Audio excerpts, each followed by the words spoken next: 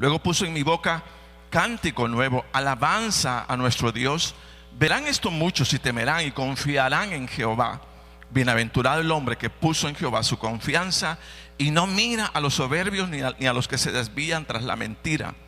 Has aumentado, oh Jehová Dios mío, tus maravillas y tus pensamientos para con nosotros. No es posible contarlos ante ti.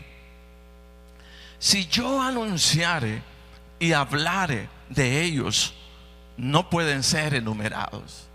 Qué cosa más linda, qué testimonio más lindo el que da David. Se los voy a leer en la Nueva Versión Internacional. Dice: pues en el Señor puse en el Señor toda mi esperanza. Él se inclinó hacia mí y escuchó mi clamor. Me sacó de la fosa de la muerte, del lodo y del pantano. Puso mis pies sobre una roca y me plantó en terreno firme. Mire qué cosa más bonita. Puso en mis labios un cántico nuevo, un himno de alabanza a nuestro Dios. Al ver esto, muchos tuvieron miedo y pusieron su confianza en el Señor. Dichoso el que pone su confianza en el Señor y no recurre a los idólatras ni a los que adoran dioses falsos. Muchas son, Señor, mi Dios, las maravillas que tú has hecho. No es posible enumerar tus bondades en favor nuestro.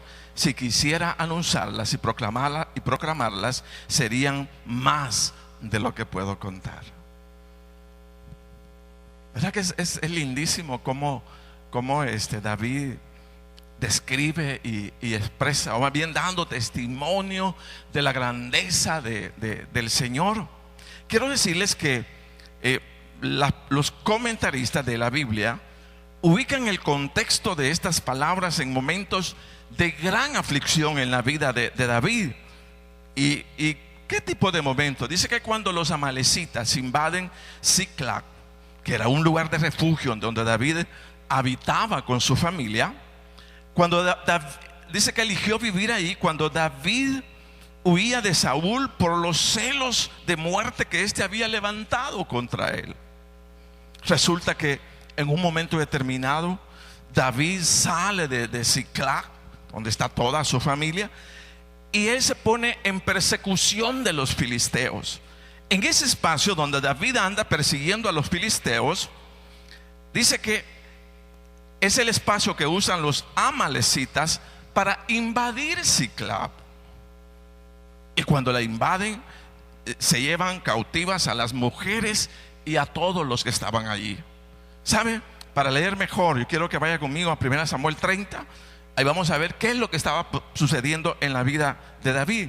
1 Samuel 31 dice: al tercer día David y sus hijos llegaron a Siclag, pero se encontraron con que los amalecitas habían invadido la región de Neguev, y con que luego de atacar e incendiar a Siclag, había tomado cautivos a las mujeres y a todos los que estaban allí, desde el más grande hasta el más pequeño.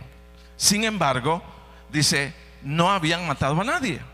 Cuando David y sus hombres llegaron, encontraron que la ciudad había sido quemada, mire, y que sus esposas, hijos e hijas habían sido llevados cautivos. David y los que estaban con él se pusieron a llorar y a gritar hasta quedarse sin fuerza. Y la pregunta sería: ¿estaba David en problemas? ¿Estaba en momentos de desesperación? Si lo ubicamos en este contexto, pues es obvio qué dificultad más dura la que estaba viviendo David.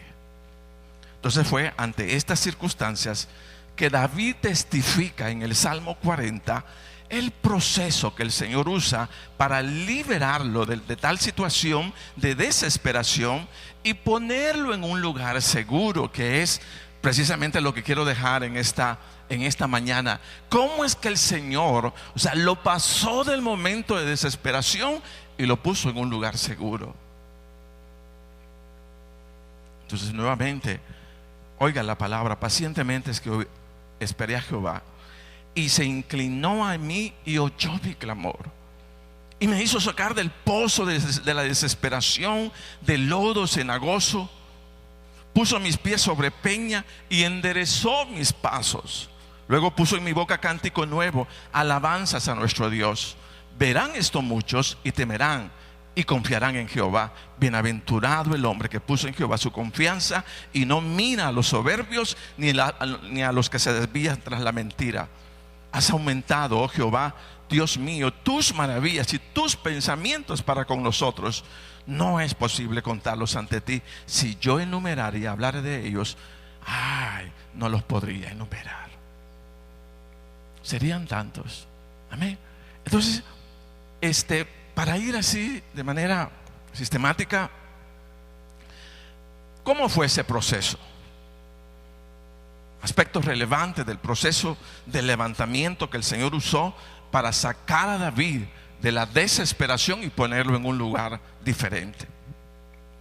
Dice el primer versículo: pacientemente esperé a Jehová y se inclinó a mí y oyó mi clamor. Mire, cuando estamos en momentos de dificultad, angustia o preocupación, por salir de esa situación,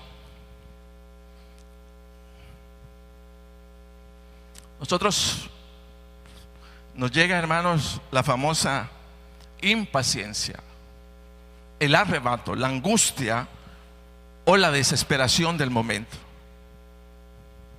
Y lo que deseamos es salir de esa situación. Y comenzamos a rogar y a pedir y nos arrodillamos y: Señor, ya actúa, obra, mira, me estoy hundiendo, estoy desesperado, estoy enfermo, estoy aquí, estoy allá. Actúa, obra.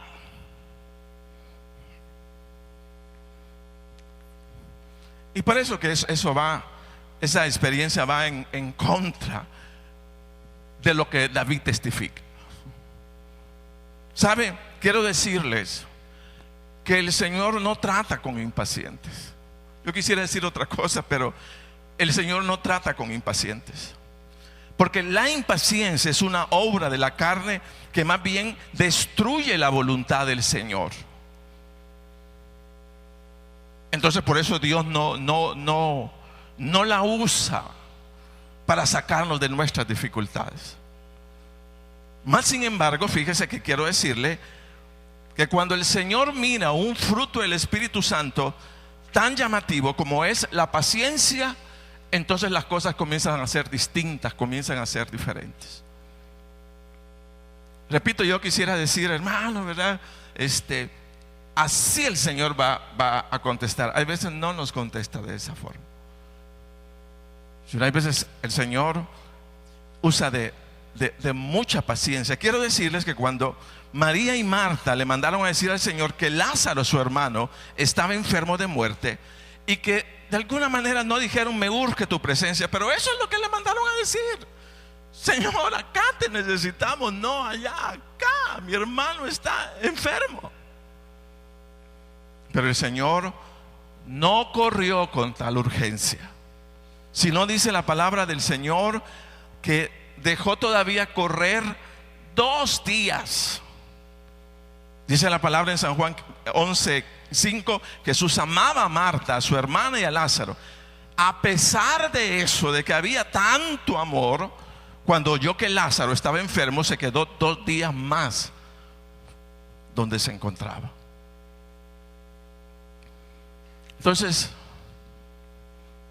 el Señor no corre con nuestra prisa o urgencia, sino el lenguaje de Dios como para atraer, fíjese, su bendición con nosotros, no se llama impaciencia, no se llama arrebato, sino se llama paciencia. Por eso es importante entender que la paciencia en la vida es importantísima, pero no solamente conocer el concepto, sino aprender a vivirla. ¿Por qué? Porque Dios no trata con impacientes, pero Dios sí trata con aquellos que tienen paciencia. Amén. Quiero darles un versículo que a mí me habló en ese momento. Estaba desesperado por una respuesta. Y quiero que vaya conmigo a Hebreos 10:35. Y mire lo que dice la palabra del Señor, como un versículo guía, ¿verdad?, en momentos de dificultad. Dice la palabra en Hebreos 10:35: no perdáis vuestra confianza, que tiene grande galardón, en la Reina Valera.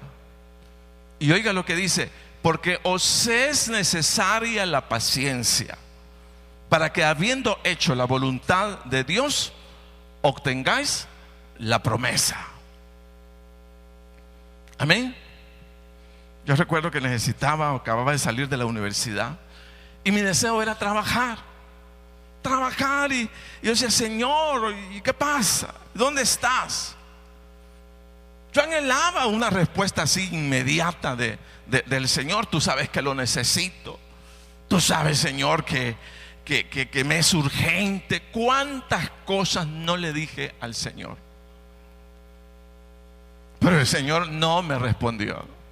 Yo recuerdo que pasaron 6 meses después. 6 meses transcurrieron después del momento cuando había soltado toda mi impaciencia, diciendo: Señor, respóndeme, Señor, me urge, Señor, lo necesito. 6 meses después, no me contestó cuando yo quise. Me contestó, o sea, cuando Él lo dispuso. Y mire cómo es el Señor, porque entendí. Yo recuerdo que estaba en esa circunstancia y leí esta palabra. Cuando leí, entendí que Dios estaba comunicándose conmigo. Y exactamente capté de qué se trataba. Dice: no perdáis vuestra confianza, que tiene grande galardón, porque os es necesaria la paciencia, para que habiendo hecho la voluntad, entonces vas a recibir la promesa del Señor. Entonces yo entendí. Yo recuerdo que me fui ese periodo, como había terminado la universidad, y estaba dentro de la iglesia. En la iglesia comenzaba la escuela bíblica de vacaciones, que le llaman. Yo me fui a la iglesia y digo: yo me voy a olvidar que necesito un trabajo. Me voy a olvidar totalmente. Me fui a trabajar en la escuela de vacaciones. Yo recuerdo que estuvimos ahí enseñándole a los niños, y yo dije: yo me voy a ocupar del Señor. Yo me voy a olvidar que tengo una necesidad de trabajo. Pero mire cómo es el Señor. Él sabe nuestras necesidades, pero es obvio que no contesta cuando nosotros deseamos, cuando nosotros anhelamos, cuando: Señor, ya, no. Y recuerdo que estaba una tarde, eran como las 5 de la tarde. Mire cómo Dios contesta la oración, el clamor. Estaban jugando, en la casa había un patio un poco grande, y estábamos jugando pelota, con una pelota de plástico, con mis primos, otros, y jugando. ¿Cuándo tocaron? A las 5 de la tarde. ¿Quién está esperando a las 5 de la tarde que le respondan para un empleo? Nadie. Yo recuerdo, estaba todo sudado, y llegó un fulano y me dice: mira, fulano de tal quiere hablar con vos. Pero no me mandaron: quiere que mañana te presentes a trabajar. Así. Quiere que mañana te presentes. No hubo que currículum, que mira, que andas estas pruebas y todo. Nada de eso. Pero yo entendí esa palabra. Dios no va a venir cuando a mí me urge. Dios va a venir cuando Él, fíjese, sepa que es el momento apropiado para venir. Amén. Entonces, cuando estemos ahí, por eso yo digo siempre: analicémonos. ¿En qué momento estamos? ¿En qué situación estamos viviendo? Pensemos, observémonos a nosotros mismos. Tenemos que ser observadores de nosotros mismos para poder caminar, fíjese, en línea, en este caso, con lo que el Señor está disponiendo. Y vuelvo a decir, el Señor no trabaja con la impaciencia. Yo quisiera decir algo diferente, pero si hay impaciencia en tu corazón, ya, yo diría es el tiempo en el que menos puedes esperar que Dios responda a tu clamor. Amén.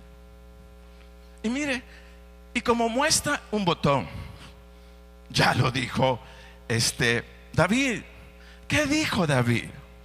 Dice: pacientemente esperé a Jehová y se inclinó a mí y oyó mi clamor. Dios habla y afirma al que está esperando con paciencia. Pacientemente esperé a Jehová y se inclinó a mí y oyó mi clamor. Entonces, ¿está interesado Dios en responder nuestro clamor? Yo digo, ¿cómo no quiere? ¿Cómo no desea? Él más. Pero es importante que nuestro carácter sea desarrollado en tales circunstancias. La otra cosa que yo veo es la forma como el Señor le mostró a David que había atendido su clamor. Y la forma fue de esta manera. Mire, dice la palabra: y me hizo sacar del pozo de la desesperación, del lodo cenagoso. Puso mis pies sobre peñas y enderezó mis pasos. Para entender esto, yo debo de saber, óigase bien, en mi vida en particular, cuando estoy en momento de desesperación. Porque si yo no identifico que estoy en un momento de desesperación, entonces tampoco voy a entender que tengo que llegar a un lugar seguro. Entonces, ¿cómo identificar que no estamos en tierra firme? Esa es una buena pregunta. Si no en pozos de desesperación o lodos cenagosos, en tierra llena de lodo. ¿Se entiende el término pantano? ¿Ha estado usted en algún pantano? Un lugar donde solamente hay lodo y el que se mete trata de avanzar y lo único que hace es hundirse y hundirse y hundirse. ¿Cómo descubrimos? Porque ese es mi punto. ¿Cómo? Eso lo notamos o descubrimos. Mire, con el aparecimiento en nuestra mente y corazón de la incertidumbre. Hay incertidumbre, hay inseguridad. En los momentos de angustia, de preocupación que se levanta cuando hemos perdido, mire, el control de una situación y llegamos a decir: no puedo, ya no puedo, no sé qué hacer. Cuando usted dice no sé qué hacer, implica que no está en lugar seguro. Cuando usted dice tengo incertidumbre, no sé si tomar para aquí o tomar para allá. Cuando hay inquietudes, cuando no hay una certeza, una seguridad del paso que tengo que dar, al paso siguiente que tengo que dar, implica que estoy en un terreno lodoso.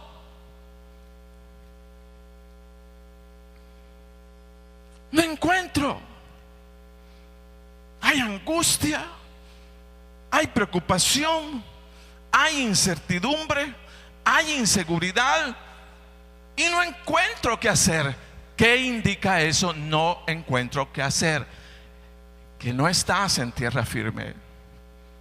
Estás en un lugar lodoso e inseguro.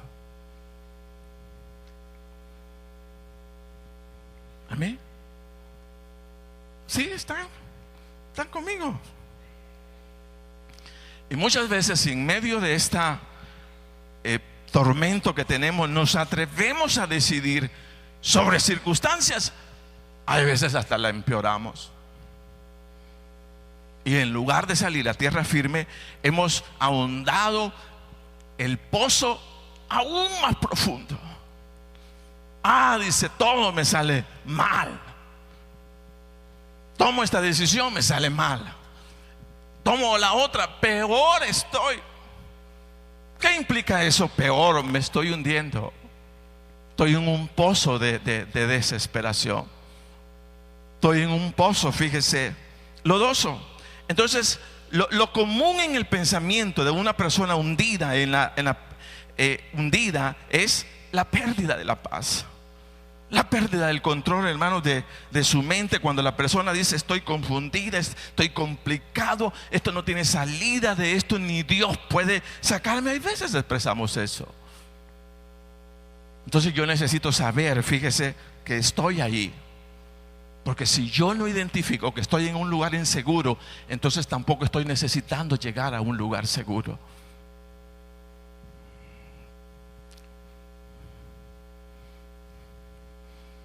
Por eso me gusta, porque el Señor, mire, cuando nos ve en ese lodo de desesperación, el Señor buscará ponerte en un lugar seguro.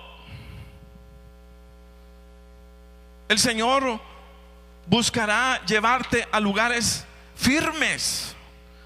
Y yo necesito saber qué es un lugar firme en la palabra del Señor para estar allí, para buscarlo. Y déjeme decirle que esos lugares firmes y seguros son aquellos donde la palabra del Señor está firme en nuestra mente y en nuestro corazón. Eso es exactamente. Yo recuerdo que vino un hermano de Guatemala y estaba ministrando a una joven madre soltera. Y conforme la iba ministrando,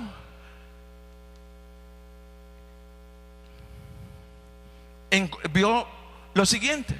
Esta mujer decía, y de hecho así era su carácter, imagínense hasta dónde estaba. Su carácter era agresiva, era así, menos chocante. Siempre andaba chocando con medio mundo y peleándose con medio mundo, y aquí y allá. Cuando el hermano le comenzó a preguntar: pero ¿y por qué usted es así? Entonces ella dijo lo que ella creía para sí misma. Dijo: es que soy una mujer sola. En otras palabras, no tengo marido, no tengo quien me defienda. Fíjese. Y ese pensamiento de creerse una mujer sola, creerse que era una mujer que no tenía nadie que la defendiera, la hacía estar en un lugar de lodo cenagoso. Y venía ella y ella se defendía.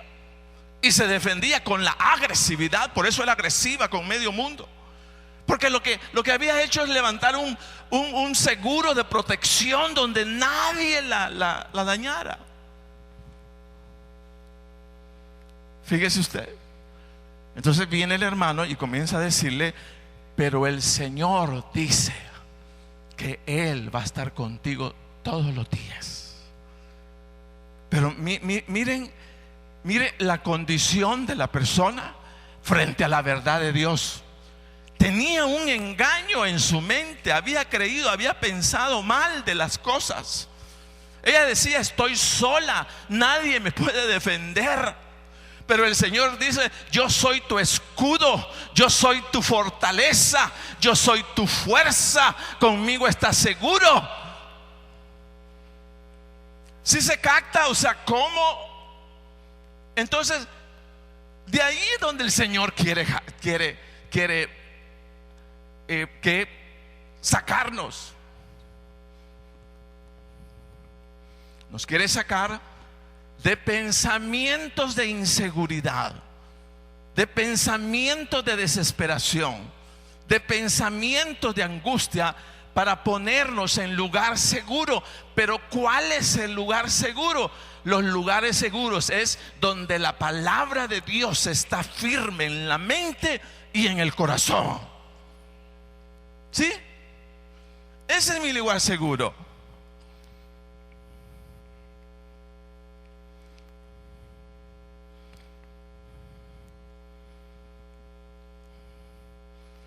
Obsérvate, evalúate a ti mismo. ¿En qué área de la vida tambaleas? ¿En qué área de la vida no te sientes seguro? Y no te sientes seguro porque en esa área específica de la vida, la verdad de la palabra de Dios aún no es fuerte. ¿Amén? ¿Sí me doy a entender? Donde la palabra de Dios es fuerte. Aunque mi madre, decía el Señor, y mi padre me dejara, con todo Jehová me recogerá. Lugar firme. Amén. Entonces ese es mi lugar firme. Ahora, ¿cómo estamos? ¿Usted se siente viviendo en lugar firme? ¿En lugar seguro? ¿O está usted en un lodo de cenagoso, en un pantano?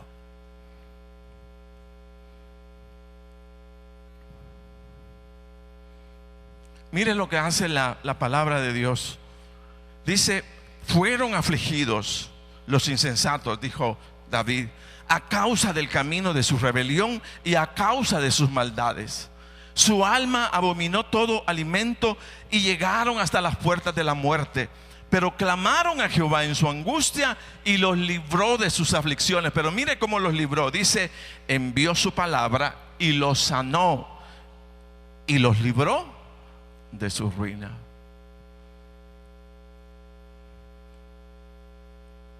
¿Qué te hace estar en lugar seguro? Un lugar seguro es aquel donde la palabra de Dios es firme. ¿Estás seguro? ¿Estás en tierra firme? ¿Estamos todos en tierra firme? ¿Estamos en tierra segura? ¿Nos percibimos así? Entonces lo que el Señor hará para ponerte en lugares firmes y seguros es, oiga bien, renovar tu pensamiento. Pasar de lugar inseguro a lugar firme es renovación de vuestro pensamiento. Oiga lo que dice el apóstol Pablo: no os conforméis a este siglo, sino transformaos por medio de la renovación de vuestro entendimiento, para que comprobéis cuál sea la buena voluntad de Dios, agradable y perfecta. Por eso siempre la insistencia: leamos la palabra, identifiquémonos con la verdad, entremos en otras palabras a lugares seguros. Pero ¿cómo entramos a lugares seguros? Entrar al lugar seguro es poner firme en mi mente y en mi corazón la palabra de Dios. Ese es un lugar seguro. Amén. Dios responderá. Es cierto, ¿verdad? O sea, pueden quitar el trabajo, o a lo mejor mueven esto, mueven lo otro, pero el Señor ha prometido bendecirme. Dice la palabra: y el bien y la misericordia me seguirán todos los días de mi vida. ¿Cuántas cosas nos ofrece el Señor? Entonces, entrar a lugares firmes es eso. Es eso. Por eso es muy importante, mire, que el que se halle en tierra de desesperación o en tierra de pantano, de lodo, abra espacios para sí mismo. Pero espacios de qué? Mire, espacios de reflexión para su vida particular, considerando qué cosas ha obrado mal o qué cosas ha obrado bien. Nosotros no somos dados a recapacitar. Nosotros no somos dados a pensar en lo bueno, en lo malo que hicimos. Casi siempre estamos pues señalando y diciendo y aquí y allá, pero no nos damos a reflexionar. Y para salir de un estado de desesperación y ponerme en un estado seguro, en una tierra segura, es importante, oiga, que reflexionemos en nuestros caminos. Porque si algo no está saliendo bien, eso significa que a lo mejor sembramos una semilla, pero en tierra insegura. No estamos saliendo.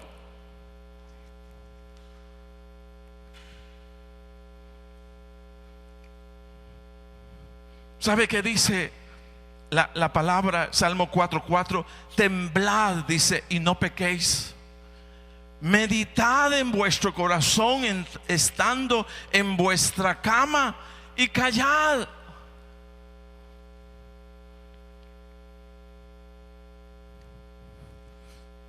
En otras palabras, meditemos sobre nuestros caminos. Meditemos que hemos sembrado.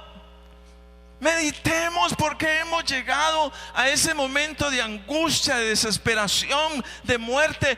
¿Por qué llegamos allí?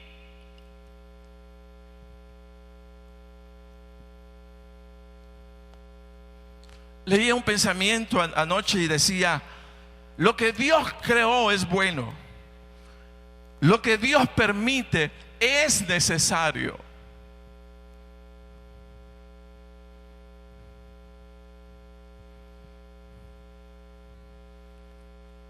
Entonces, ir afirmándome en la palabra de Dios es ir entrando a terreno seguro. A terreno seguro. En el Señor. Amén.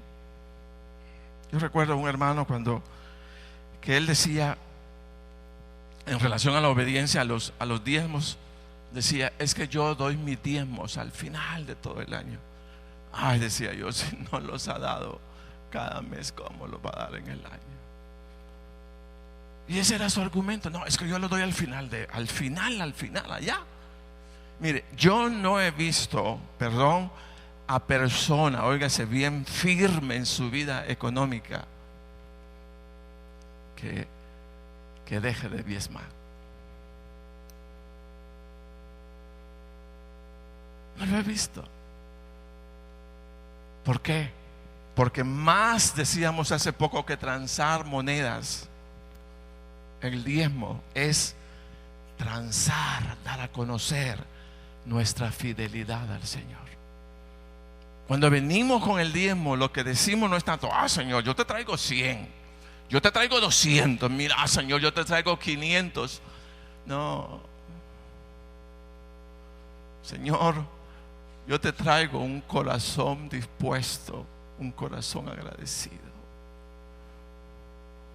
Amén.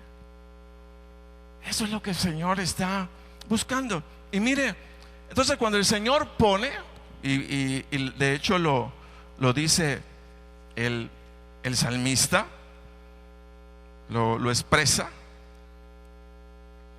que va a pasar, ¿verdad?, del pozo de desesperación a roca firme. Entonces es poner la palabra.